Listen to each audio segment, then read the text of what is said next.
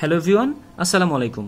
আশা করি আপনারা সকলেই ভালো আছেন। তো আজকের এই ভিডিওতে আমি ডেইলি স্টার্টের এই আর্টিকেলটা নিয়ে আলোচনা করব। এখানে বলা হচ্ছে বিসিএস রিক্রুটমেন্ট, এটা হচ্ছে সাবজেক্ট, শুড বি ডান করা সম্পন্ন করা উচিত ইন 18 মান্থস, মানে 18 মাসের মধ্যে। তার মানে হচ্ছে দেখেন এটা প্যাসিভে দেয়া আছে। এখন কিভাবে বুঝবো যে প্যাসিভে দেয়া আছে? কারণ এখানে আমাদের দেখেন এই বি দেয়া আছে, এখানে মামার বাড়ি থেকে বি আনা হয়েছে, আর এটা ভিত্রি দেয়া আছে। তার মানে শুড বি ডান, এটা একটা প্যাসিভের স্ট্রাকচার। এখন আমরা বুঝবো কিভাবে যে এটা প্যাসিভ স্ট্রাকচার। দেখেন আমাদের এখানে বলা আছে যে PSC should do BCS recruitment in 18 months. এখানে পিএসসি, এখন সাধারণত দেখেন সাবজেক্ট যদি ভার্বের কাজটা করে, হ্যাঁ, তাহলে সেটা হয় হচ্ছে অ্যাক্টিভ। যেমন হচ্ছে আমি যদি বলি, দেখেন এখানে বলা আছে যে শুড অর্থ আমরা জানি কি, শুড একটা মডেল ভার্ব। শুড অর্থ কি? উচিত, তাই না? শুড অর্থ উচিত। তো সেক্ষেত্রে আমরা দেখতে পাচ্ছি যেমন শুডের পরে সবসময় ভার্বের বেস ফর্ম বসে। যেমন আই শুড গো, আমার যাওয়া উচিত। আই শুড লার্ন, আমার শেখা উচিত। আই শুড ডু ইট, আমার এটি করা উচিত। দেখেন যদি আমি এখানে বলি ইট শুড বি ডান, এটা সম্পন্ন করা উচিত বাই মি, আমার দ্বারা। তার মানে আমার দ্বারা এটা সম্পন্ন করা উচিত বা করা উচিত। ঠিক আছে, দেখেন প্যাসিভ মানে কি? প্যাসিভ মানে হচ্ছে সাবজেক্টে ভার্বের কাজটা সরাসরি করবে না, অবজেক্ট দ্বারা করা হবে। দেখেন আই প্লে ক্রিকেট, দেখেন তো এই প্লেয়ের কাজটা কে করতেছে? সাবজেক্টে করতেছে। তার সাবজেক্ট যখন করবে তখন আমরা অ্যাক্টিভ স্ট্রাকচারে হবে, ঠিক আছে, টেন্সের স্ট্রাকচারগুলোতে হবে। তারপর হচ্ছে যদি সাবজেক্ট সরাসরি কাজ না করতে পারে তখন সেটা প্যাসিভ স্ট্রাকচারে হয়। এখন প্যাসিভ স্ট্রাকচারটা কিভাবে আমরা গঠন করব? মনে রাখবো যে আমাদের যে অ্যাক্টিভের যে মেইন ভার্বটা থাকবে সেটাকে সবসময় ভিত্রি করতে হবে, ঠিক আছে। তারপর হচ্ছে তার আগে আমাদের মামার বাড়ি থেকে কাউকে আনতে হবে। এখন মামার বাড়ি কি? আমি হচ্ছে আমার বেসিক ক্লাসে, বেসিক প্লেলিস্টে আপনি হচ্ছে অ্যাক্টিভ প্যাসিভের যে ভয়েস চেঞ্জের উপর আমার ক্লাস দেয়া আছে, এই ক্লাসটা আপনি দেখে নিলেই আপনি এটা ইজিলি বুঝে যাবেন। হ্যাঁ, মনে থাকবে, একদম সিম্পলি আলোচনা করা আছে। দেখেন তো আমরা এই যে হেডলাইন, এই হেডলাইনের মধ্যে এই হেডলাইনের অ্যাক্টিভ প্যাটার্নটা এরকম ছিল। বিসিএস কে নিয়োগ দেয় বলেন তো? বিসিএস যে নিয়োগটা হয় এটা কারা দেয়? পিএসসি দেয়। তার মানে সেন্টেন্সটা এরকম ছিল, পিএসসি শুড ডু, পিএসসির উচিত সম্পন্ন করা উচিত। এই ডু অর্থে আমরা বলতে করা বা সম্পন্ন করা উচিত বিসিএস রিক্রুটমেন্ট, এই বিসিএস নিয়োগটা ইন 18 মান্থস, 18 মাসে। ঠিক আছে, তো এটাকে যখন আমরা প্যাসিভ করবো, দেখেন বিসিএস এই যে অবজেক্টটা সাবজেক্ট হয়, অবজেক্টটা সাবজেক্ট হইলো, তারপর এখানে শুড দেয়া আছে এবং ডু দেয়া আছে। আমরা জানি যে এই যে মেইন ভার্ব থাকবে, মেইন ভার্বটাকে সবসময় ভিত্রি করতে হয়, ঠিক আছে। এখানে শুড দেয়া ছিল, তাহলে শুডটা শুড থাকবে। আমরা জানি মেইন ভার্বের আগে একটা হচ্ছে মামার বাড়ি থেকে কাউকে আনতে হয়। এখন আমি কাকে আনবো? দেখেন মামার বাড়ির বিষয়টা হচ্ছে এরকম, আমি যেটা সিম্পলি পড়াই সেটা হচ্ছে দেখেন বি থেকে মূলত সৃষ্টি, ঠিক আছে, 3টা পার্টে ভাগ করি আমরা এখান থেকে। যেমন হচ্ছে এম, ইজ, আর এবং হচ্ছে ওয়াজ ওয়ার, ঠিক আছে, ওয়াজ ওয়ার। এখানটা V1, এটা V2 তে ব্যবহার হয়, আর এটাকে যখন বিন হয় হচ্ছে V3 তে, ঠিক আছে। আবার বিংও হইতে পারে, ঠিক আছে। বিং যখন কন্টিনিউয়াস হয় তখন এই দেখেন এটা হচ্ছে আমার মামার বাড়ি, তো এইখান থেকে কাউকে আমাদের নিতে হয়। এখন বলেন তো শুড তো মডেল ভার্ব, আমরা জানি মডেলের পরে বেস ফর্ম বসানো লাগে। এখন এটার মধ্যে বলেন তো কোনটা বেস ফর্ম? বেস ফর্ম তো হচ্ছে বি, এটা বেস ফর্ম। আর এটা হচ্ছে V1, এটা V2, এটা V3, এটা হচ্ছে ভার্ব আইএনজি, ঠিক আছে। আমাদের যখন কখনো ভার্ব আইএনজি নিতে হয় তখন কন্টিনিউয়াস থাকবে তখন আমাদের এই ভার্ব আইএনজি নিতে হয়। আর বি, দেখেন বি কখন নিব? যখন বেস ফর্ম বসাইতে হয় তখন এই বি নিতে হয়। তার মানে দেখেন শুড, এই যে এখানে লেখা আছে শুড বি, এই যে বি আনছি, মামার বাড়ি থেকে কাউকে আনা লাগছে, ঠিক আছে। আর মেইন ভার্বটা সবসময় ভিত্রি হয়। তার মানে BCS recruitment should be done in 18 months by PSC, ঠিক আছে। এই বাই পিএসসি এটা দেয়া নাই এখানে, ঠিক আছে। তো তারপরে এখানে আমরা পাচ্ছি রিফর্ম বডি। রিফর্ম বডি মানে হচ্ছে সংস্কার কমিটি বা সংস্কার সংস্থা। প্রপোজেস, দেখেন এই যে আমাদের রিফর্ম যে বডি, সে প্রপোজেস প্রস্তাব করেছে, বা প্রস্তাব এখানে আমরা বলতে পারি প্রপোজেস প্রেজেন্ট ইনডিফিনিট টেন্স হওয়া সত্ত্বেও আমরা ট্রান্সলেশনটা এরকম করতে, প্রস্তাব করেছে। কমপ্লিটিং দেখেন আমরা যখন এখান থেকে এই পর্যন্ত, এই যে এখান থেকে এই পর্যন্ত, এটা একটা সেন্টেন্স। তো আমরা জানি একটা সেন্টেন্সে সাধারণত একটা মেইন ভার্ব বসে, ঠিক আছে। একটা যদি মেইন ভার্ব হয়, আমাদের যে প্রপোজেস এটা হচ্ছে মেইন ভার্ব, এটা সেন্টেন্সের স্ট্রাকচার অনুযায়ী প্রেজেন্ট ইনডিফিনিট, কিন্তু আমাদের বাংলা অর্থ করার সময় এখানে পারফেক্টের মতো অর্থ করা লাগবে, ঠিক আছে। রিফর্ম বডি প্রপোজেস, তারা প্রপোজ করেছে, কি করেছে?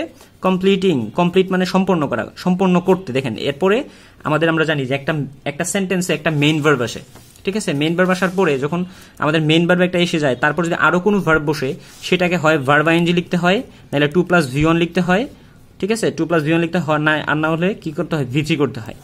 এই যে নন ফাইনিট প্যাটার্ন লিখতে হয়, নন ফাইনিট, ঠিক আছে, যাদের এই নন ফাইনাইট বুঝতে প্রবলেম তারা আমার হচ্ছে বেসিক ক্লাসগুলো করলেই এগুলা একদম সিম্পলি আপনি বুঝে যাবেন। দেখেন তার মানে প্রপোজেস কমপ্লিটিং, সম্পূর্ণ করতে, দেখেন preliminary written test in a year, মানে 1 বছরের মধ্যে কি করতে বলছে, 1 বছরের মধ্যে রিটেন এবং প্রিলিমিনারি পরীক্ষা সম্পন্ন করতে তারা প্রপোজ করেছে। প্রপোজ করা মানে কি, এখানে প্রস্তাব দিয়েছে, ঠিক আছে। আচ্ছা, তারপর আমরা এখানে দেখতে পাচ্ছি দ্য বিসিএস রিক্রুটমেন্ট প্রসেস, এই যে বিসিএস রিক্রুটমেন্ট যে প্রসেসটা, নিয়োগ যে একটা প্রসেস, প্রক্রিয়াটা শুড বি কমপ্লিটেড, সম্পূর্ণ করা উচিত। দেখেন তো এই যে রিক্রুটমেন্ট প্রসেস কি সম্পূর্ণ করতে পারে না, এটা করা উচিত। তার মানে এটাকে করা হবে কার দ্বারা, এই যে দেখেন অন্য কারো দ্বারা, তার মানে পিএসসি দ্বারা। সাধারণত যেহেতু নিয়োগটা পিএসসি দেয়, তার মানে পিএসসি দ্বারা এটা করা হবে। তার মানে এটা প্যাসিভ স্ট্রাকচারে লেখা, দেখছেন। তার মানে the BCS recruitment process should be completed, এটা সম্পূর্ণ করা উচিত উইদিন 18 মান্থস, মানে 18 মাসের মধ্যে। Recommends the public administration reform commission, এই যে পাবলিক অ্যাডমিনিস্ট্রেশন রিফর্ম কমিশন এটা রিকমান্ড করেছে। রিকমান্ডস মানে হচ্ছে সুপারিশ করেছে, ঠিক আছে, সুপারিশ করে। কি সুপারিশ করে, মানে হচ্ছে 18 মাসের মধ্যে এই বিসিএস যে নিয়োগ প্রক্রিয়াটা সম্পূর্ণ করতে, এটা হচ্ছে পাবলিক অ্যাডমিনিস্ট্রেশন রিফর্ম কমিশন মানে সুপারিশ করে। আচ্ছা, দিস 18 মান্থস, এই যে 18 মান্থস মানে 18 মাস, উইল কাভার করবে, এই 18 মান্থস কাভার করবে দ্য টাইম স্পেন, হ্যাঁ, টাইম স্পেনটা between call for applications and final recruitment, মানে হচ্ছে এই যে 18 মাসের যে একটা মানে হচ্ছে টাইম স্পেন থাকবে, এই টাইম স্পেনের মধ্যে, ঠিক আছে, এই যে একটা টাইম স্পেন থাকবে, ঠিক আছে, 18 মাসের এই টাইম স্পেনের মধ্যে, ঠিক আছে, কল ফর অ্যাপ্লিকেন্টসকে কি করবে, তারা ডাকবে এবং হচ্ছে ফাইনাল রিক্রুটমেন্ট নিয়োগ দিবে, মানে তারা অ্যাপ্লিকেশন করতে।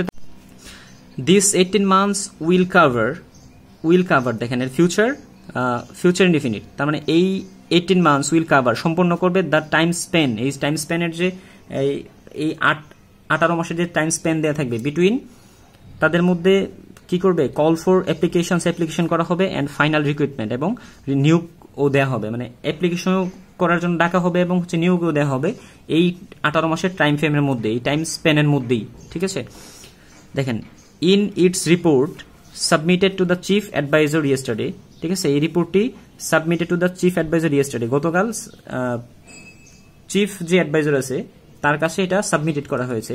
The reform commission also recommended মানে সুপারিশ করেছে যে the Bangladesh civil service preliminary and written test be done, মানে সম্পূর্ণ, দেখেন বি ডান সম্পূর্ণ হবে ইন 12 মান্থস, কয় মাসের মধ্যে, 12 মাসের মধ্যে। দেখেন বলতেছে 12 মাসের মধ্যে বাংলাদেশ সিভিল সার্ভিসের যে প্রিলিমিনারি এবং হচ্ছে রিটেন এই পরীক্ষাগুলো সম্পন্ন হবে। এখন দেখেন আমরা এই যে রিকমান্ড, ঠিক আছে, রিকমান্ড হচ্ছে একটা সাবজাংটিং ভার্ব, এই সাবজাংটিং ভার্বের পরে যদি দ্যাট থাকে, দ্যাট, এই যে এখানে দ্যাট আছে, দ্যাট থাকার কারণে আমাদের যে পরের যে ভার্বটা আসছে, যে বি, এখানে বেস ফর্ম বসছে, ঠিক আছে। আমরা জানি যে দেখেন এটা হচ্ছে এই বি হচ্ছে এখানে বেস ফর্ম, বি থেকে মূলত এম ইজ ওয়াজ ওয়ার এগুলো সৃষ্টি হয়। তো এখানে আমরা জানি যদি কখনো সাবজাংটিভ ভার্ব থাকে তারপরে যদি দ্যাট থাকে, তারপরে যখন আমাদের সাবজেক্ট আসবে তারপরে যে ভার্বটা আসবে সবসময় ভার্বটা কি হবে, ভার্বের বেস ফর্ম হবে। যেমন আমি লিখতে পারি হি রিকমান্ডেড দ্যাট, ঠিক আছে, হি, এই তারপরে এখানে লিখতে হবে বি, কারণ he is dash dash dash, এরকম আপনি মনে করেন একটা সেন্টেন্স লিখলেন, হ্যাঁ, তাহলে অথবা আপনি হি ওয়াজ ড্যাশ ড্যাশ ড্যাশ এরকম কোনো একটা সেন্টেন্স লিখলেন, তো সেক্ষেত্রে আমাদের এখানের ভার্বটা সবসময় এই বেস ফর্ম হবে, ঠিক আছে। অথবা যদি হি আপনি যদি লিখতেছেন টেক্স হওয়ার কথা না বলেন, তো টেক্স না হয়ে কি হবে, হি টেক, কারণ এটা তো বেস ফর্ম, টেক হচ্ছে বেস ফর্ম V0, ঠিক আছে। আচ্ছা, তো এখানে আমরা এই বিষয়টা শিখলাম। দেখেন দ্য আদার যে প্রসেসেসগুলো ইনক্লুডিং দ্য রিক্রুটমেন্ট, নিয়োগের নিয়ে যে আদার যে প্রসেসগুলো শুড টেক অ্যানাদার 6 মান্থ, এই যে নিয়োগের যে অন্যান্য প্রসেসগুলো আছে সেটার শুড টেক নেওয়া উচিত অ্যানাদার 6 মান্থ, আর এই যে পরবর্তী 6 মান্থে, তার মানে প্রিলিমিনারি এবং রিটেন পরীক্ষা হয়ে যাবে হচ্ছে 12 মাসের মধ্যে, এবং আদার্স যে প্রসেসেসগুলো আছে ইনক্লুডিং রিক্রুটমেন্ট সহ, মানে নিয়োগ দেওয়া সহ, হ্যাঁ, শুড টেক নেওয়া উচিত অ্যানাদার 6 মান্থ, আর 6 মাসের মধ্যেই নেওয়া উচিত। তো এটাই বোঝাচ্ছে আর কি। তো আজকের মতো এখানেই, ভালো থাকবেন, আসসালামু আলাইকুম।